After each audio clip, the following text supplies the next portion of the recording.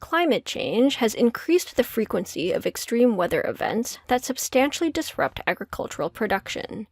In March 2022, for example, a heat wave reduced India's wheat production by 11 million metric tons, or 10% of expected output. What are the economic consequences of such events? The answer depends, in part, on the actions of one key player, the government. In response to environmental shocks, governments may intervene in ways that potentially mitigate or exacerbate the economic losses, while also redistributing those losses both domestically and globally. In India, the government cited concern over higher domestic food prices and responded to the heat wave by banning all wheat exports. While potentially beneficial for Indian consumers, this policy was decried by India's farmers and led to a 6% jump in global wheat prices. This paper studies this interaction between climate conditions and agricultural policy. Does policy systematically respond to climate extremes? If yes, how will this shape the economic impact of climate change? To explore this, the authors compile a global dataset of temperature extremes and agricultural policy interventions since 1980.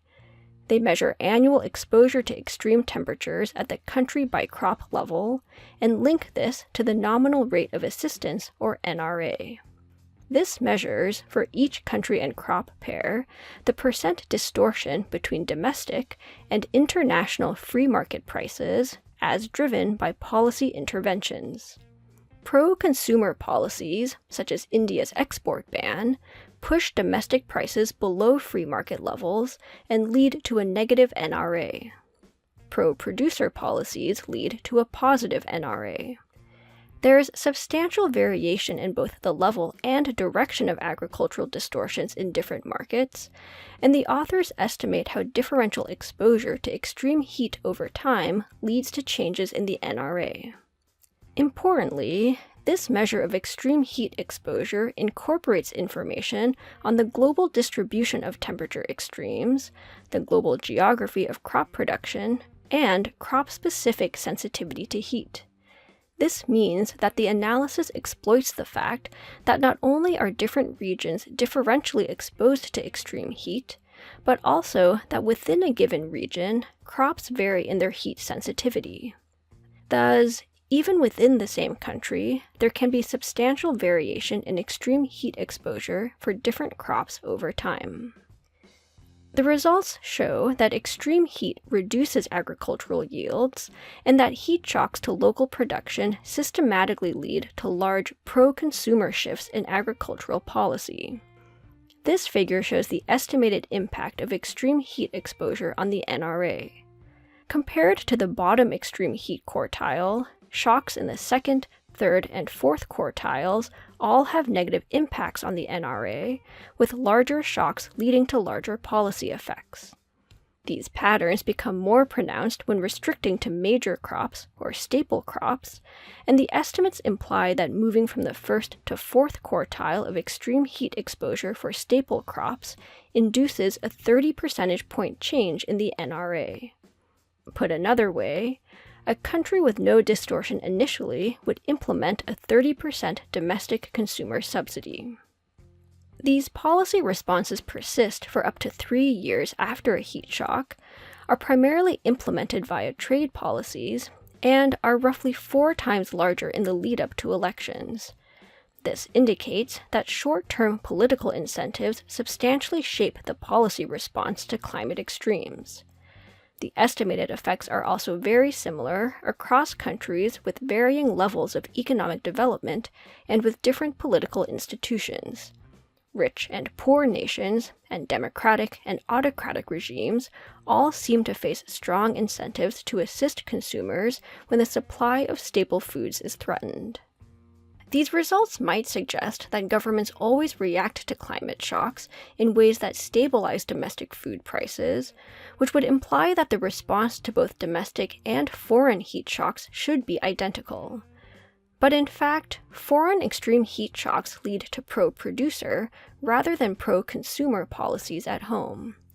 These dynamics can be rationalized by a model in which governments use agricultural policy to redistribute among domestic interest groups. Production shocks at home versus abroad have different effects on the relative cost of redistributing between domestic producers and domestic consumers, and therefore give rise to different policy responses. To quantify how these responses shape the aggregate and distributional effects of climate extremes, the authors match this model of responsive policy to their empirical estimates.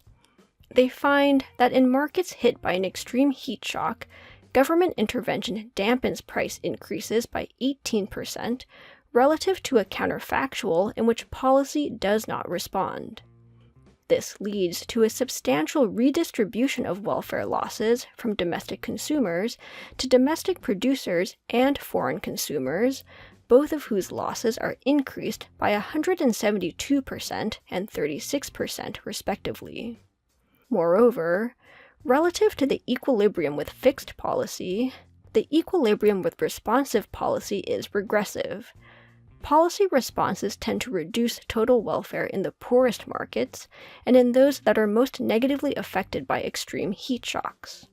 This is due to the fact that policy responses induce larger welfare losses when they amplify a country's baseline agricultural distortions.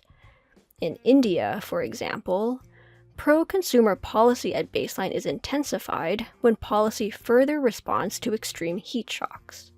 This matches a more general intuition that lower-income countries tend to subsidize food consumption and tax agriculture at baseline, are hit frequently by temperature extremes, and respond to those shocks by further subsidizing consumption. What are the implications for future climate damages?